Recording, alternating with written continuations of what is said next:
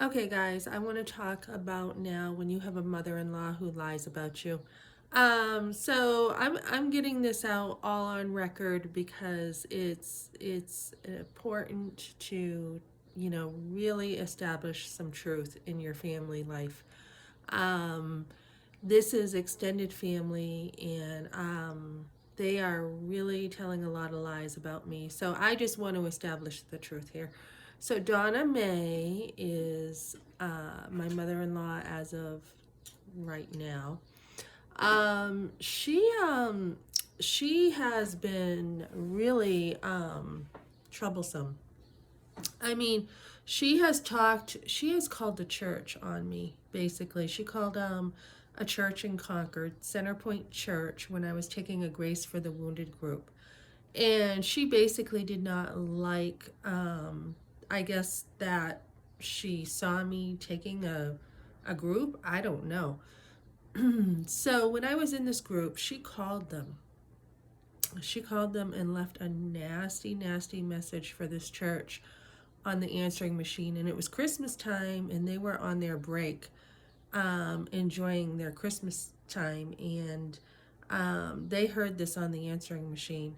So she said all kinds of things about me that deserved an answer, I guess. When you have a mother-in-law who likes to start trouble and say that you're lying about things, you really need to have another support system. So have a huge support system when you're going through this divorce. And I guess that's the positive side of it. So I have this person at work who's like, Melissa, if you need anything, because they know I'm going through divorce over there, they're like, if you need anything, let me know. And I'm like, thank you very much. And that's a friend already, right? So when you have a mother-in-law who can't be a friend because she's in competition, wanting her son to side with her with things, it's just ridiculous. When you're married, you leave, right? You cling to your wife, and you two are partners, and you're working together. So I had a huge lie from her. She made up this stuff that there was an altercation between us. And I guess she was calling the church to tell on me. I mean, I don't know. So I've invited them to church, and then they tried to use church against me. So I did have these other people at this other church who I was telling them what was going on, and they're like, you know what, go over there and try to talk to them. Just try to sit down and have a civil conversation. And this lady was like, make sure you bring like a dessert, bring brownies or something so it doesn't look like like there's going to be trouble, basically. So I'm like, yeah, I think I'll go over and talk to them. Big mistake, big mistake. I went by myself.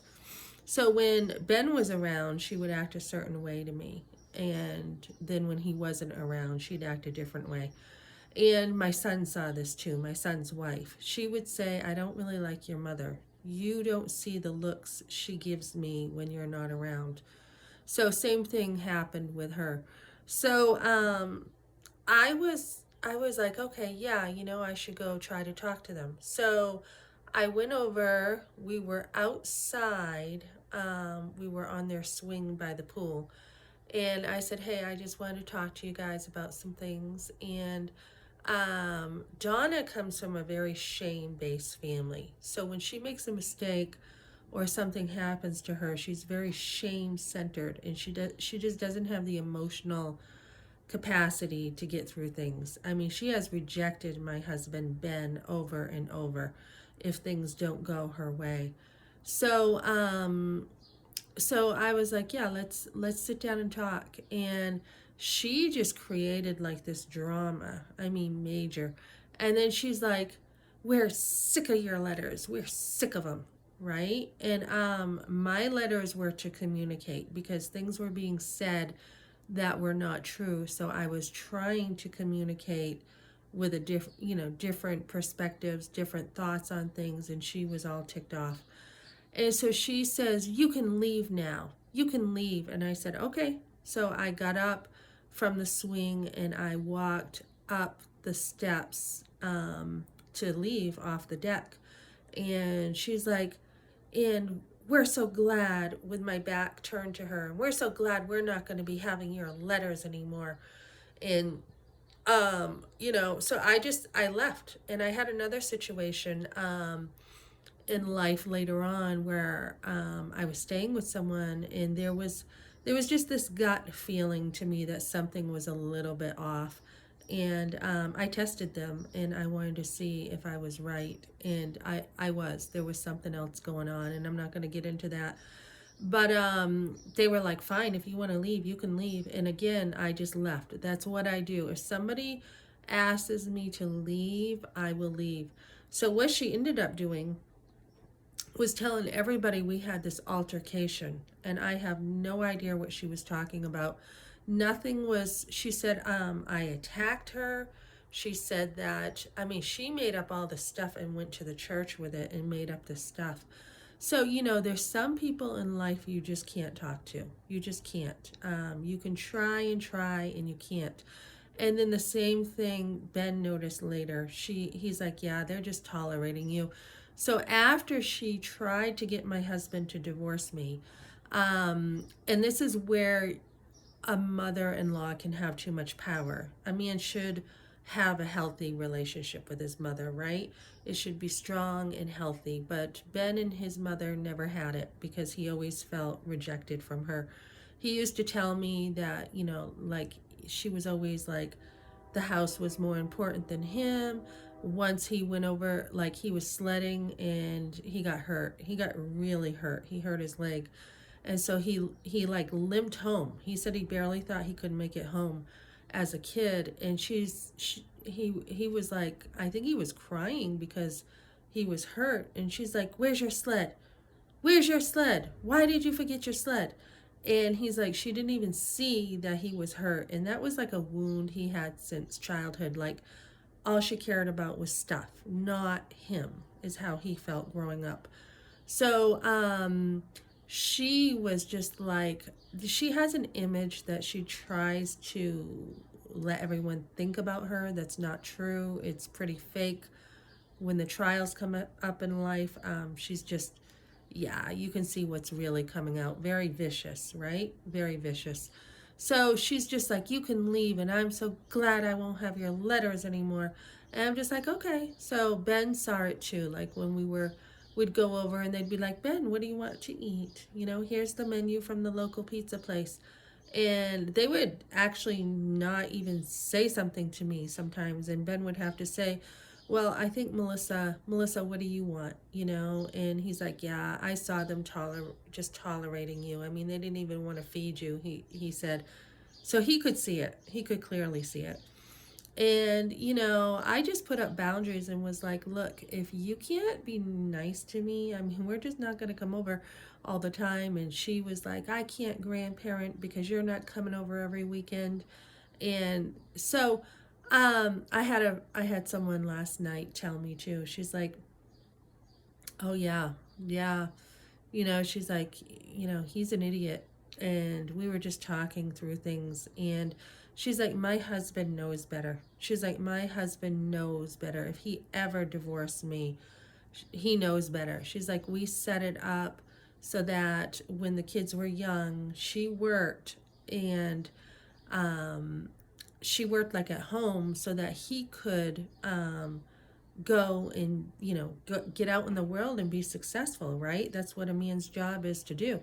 So any doctor appointments or anything, it was her job to take the kids to the doctors, and it was her job to take care of like everything in the home. And that's kind of how we had it set up too. I mean, it was my job to take care of the kids, and that is full time. That's not like not having work. That's full time. That's any doctor visits. I mean, my husband never went to a doctor visit with his sons. It was me. That was me speaking up to the doctors, usually what I wanted, what I did not want with medical care. And that's not always easy because the doctors will just be like, oh, hi, to the kid, and not even acknowledge parents sometimes. And you have to put your foot down a lot with the doctors because they will just be like, well, they will take right over, and you have to ask questions like, why are we doing this? Now, wait a minute, I'm the mother, And I think this is what I want. So you really do have to put your foot down. And it's something you learn as being a mother, to constantly put your foot down, whether it's the doctors, whether it's, family, whatever. And you also have to put your foot down with your marriage. You don't give too much power to your mother-in-law. And a man should never give too much power to his mother. When there's no boundaries and there is a lack of, ability for a man to say no to his mother, and she's like the main voice in his life, it is still the man's fault. It is. It is. No doubt about it. They can interfere and they can try to destroy your marriage, but in the end, your husband is responsible for protecting you. And I think it's in Spain or something, if a man lets his mother or family interfere with his marriage, he is held responsible and he is divorced. So, kind of like the same thing here. And he used to tell me like his dad would slap him in the face when he was growing up all the time. I mean, like when he was young, he would like corner him, push him on the bed and slap him in the face. His dad was not a real good dad to him. He was passive aggressive. So he would like write nasty notes to Ben as a teenager and ground him and put him down all the time. And, that's not correcting your kid, right? That's just verbal and emotional abuse. And that's what Ben was raised with. And a lot of times in high school, Ben and I would talk on the phone, but once he got grounded, like his bike taken away or whatever, we couldn't talk. And that was like weeks or months on end. We couldn't talk outside of school. And that happened a lot. So he was brought up with a lot of rejection from his father. And then his father was lonely once we had kids and wanted to make up for all the time he lost with Ben. And that's something you can't make up. Once it's gone, it doesn't matter how much money you throw at the problem, how much you give them, if you give them a motorcycle, a house, it does not take the place of a childhood that a man will lose. And that is why Ben felt very strongly about staying home with his sons. He's like, I'm not going after the money. I am going to stay home with my sons because my dad was a truck driver and he never made time for me.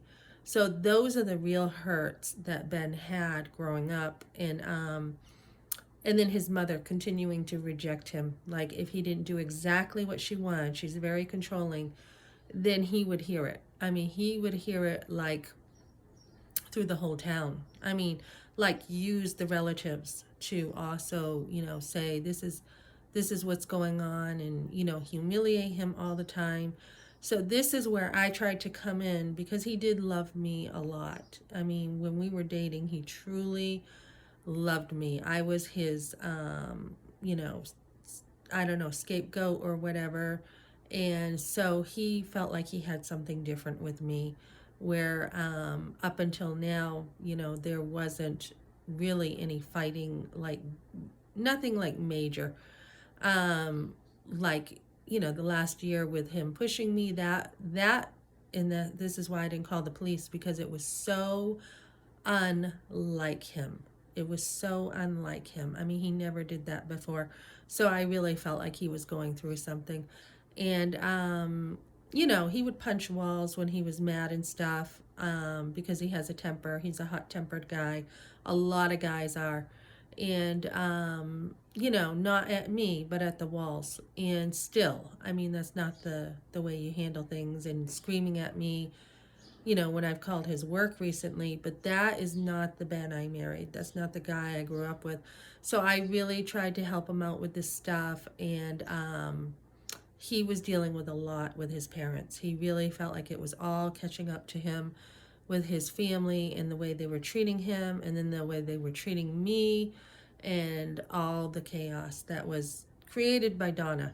So, yeah, she lies a lot. She is somebody who will twist everything her way, not just to get back at somebody like in a playful way, but she will be very, very vicious with things. And it's not even like it's done playfully or anything. It's done with a coldness. And Ben always said his mother had a heart of stone.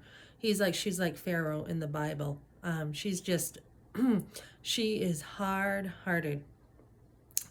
She's got this coldness to her that she covers with like this uh, fake sweetness or niceness that isn't real. And their image in the community is their God, basically. So when we got behind on the bills, they didn't really care so much about the money because, I mean, they even said that, Donna's like, yeah, if somebody doesn't charge me at the register for something, it's their fault and I'll walk out with it for free. She had said that before. It wasn't about the money. It wasn't about frugality. It was about looking good in the community. So, I mean, geez, they waste money on beer. They waste money on subscriptions to magazines. They waste money quite a bit on things. And so they're not that good with money. They really aren't. They just happen to have a lot of money. And that's very different than people who don't have a lot of money and they have 5 kids and they're struggling. She said to Ben once when she called him over, "Why did you have so many kids?" It's not the kids that are the issue. It's the lack of motivation and the lack of ability to get out there and work. That's the problem because kids really don't cost that much, especially if you're using all the resources.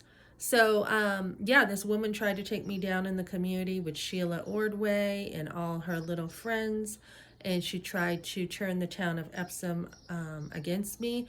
I grew up in Epsom, good friends. I was in school with Mike Briggs, and a lot of people over there, and she just so lonely that she has to go after her daughter-in-law, and she continues to do this. So don't be around toxic mother-in-laws.